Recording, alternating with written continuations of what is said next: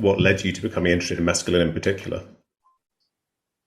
Right. Well, I mean, I've been writing about the history of drugs in different capacities for quite a long time. I think it's probably like getting on for 20 years since I first started researching and digging into the bit of this story that first interested me, which was the kind of the period in the 1890s, the sort of transition between of peyote from Native American and indigenous culture into Western science.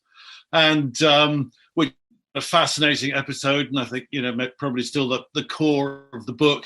And I was, and it was that, and I was, I've been nibbling away around that, and I'd not really thought about writing an entire history of mescaline because it seemed to me to be kind of too difficult. It was actually my editor at Yale who said, how come there are all these books about the history of LSD and the history of ecstasy, and there's no book about mescaline? And I said, well, it's, it's a big, long, complicated story. It is, as I say in my subtitle, it's a global history. So a lot of the literature is in French, or it's in German, or it's in Spanish, or even Polish and Romanian. A lot of it has never been translated. You have to wrap your head around a lot of very complicated 20th century science, as well as, as I said, what I think at the core of the book, once you go back into it, is, the cacti and indigenous cultures. So it seemed to me like kind of too much for one book, but my editor went, no, you can do that. So I thought, okay, I'd give it a go. And as a result, it's, I think it was a good time to do it because the sort of the psychedelic renaissance that we're engaged in has a story of its history which is very short, and people say, well, psychedelics kind of suddenly appeared in the 1950s, and then kind of they were studied for a bit, and then Timothy Leary, blah, blah, blah, and it all went wrong, and now we're finally looking at psychedelics for the very first time. So what I really wanted to show at this point was that mescaline, in its cactus forms and its and its synthetic forms have been present and played very, very different, diverse roles in culture at different times and places in the Western and non-Western world. So that I thought it was kind of time to try and give a big picture of that. Yeah, I mean, it's definitely very timely, and you achieved your goal of tackling this vast terrain of material very well. And so to begin at the kind of earliest time point, I suspect that's so we're talking here about, as you say, cacti that contain this chemical mescaline, the most famous of these cacti being peyote, this kind of very small button-like cacti, and then San Pedro, these very tall, very different looking cacti. And so you have this art from the Andes that's thought to be is about 3,000 years old, depicting San Pedro. Yeah, it's at a site, a temple site called Chavin up in the Peruvian Andes, which I visited several years ago, and that's kind of really the first bit of cactus iconography we have.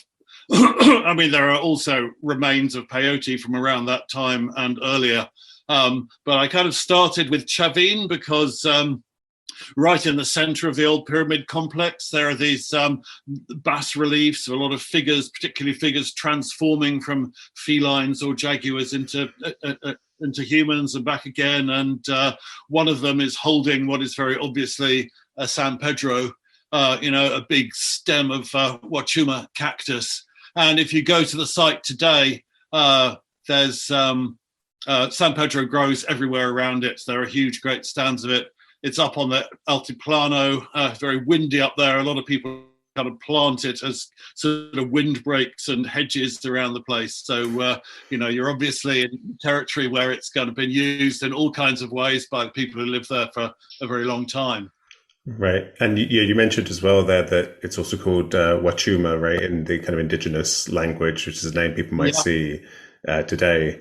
And then you also write about kind of Native American people whose culture still uses these cacti, including peyote. And there's one in particular, the Huichol, who you write about. Some people believe that their culture reflects a kind of direct through line of this kind of unbroken chain from these ancient traditions. And there was a particular bit you write about that they have this this belief in a kind of a trinity of deer, maize, and peyote, which I thought was really fascinating. And you said in particular that that might be a kind of a cultural sign of the transition from hunter-gatherer lifestyle, where you'd be focused on deer, to agriculture, where you'd be focused on maize, and how peyote kind of transcends that. I just thought that whole thing was fascinating. What are your thoughts on the whole kind of Huichol culture, and if that's continuity to the kind of ancient Andean San Pedro use?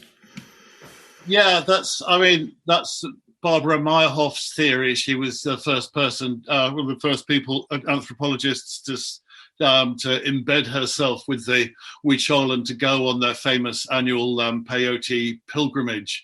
And that was the way that she theorized it. I've written about the Huichol in the book, mostly through the perspective of anthropologists, and trying to get a sense of how this has looked to Western culture, how we've very slowly come to understood it, and how our perceptions have changed.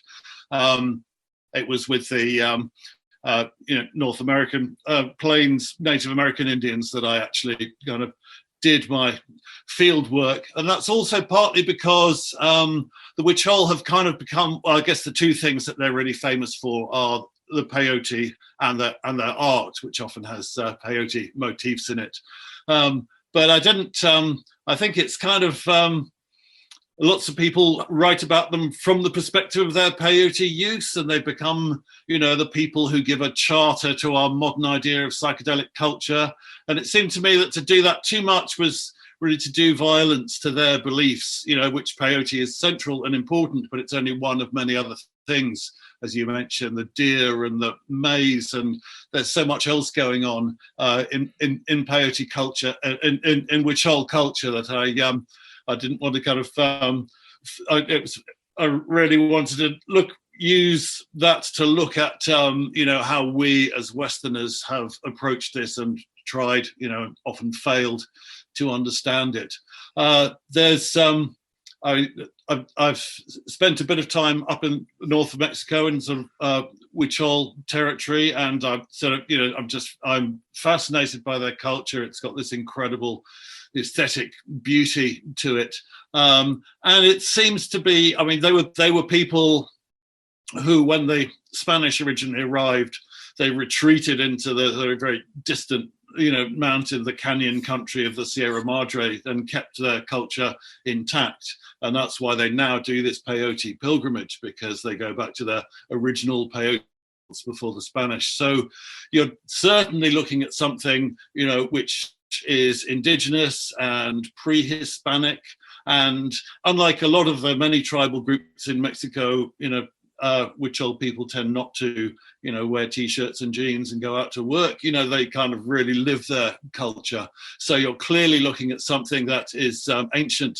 And a lot of people have sort of projected onto that this must be something very pristine and very ancient. But I think even just looking at the 20th century, you can see how much Huichol culture has changed. If you look at their art, for example, how it's changed in the last 100 years, I think that,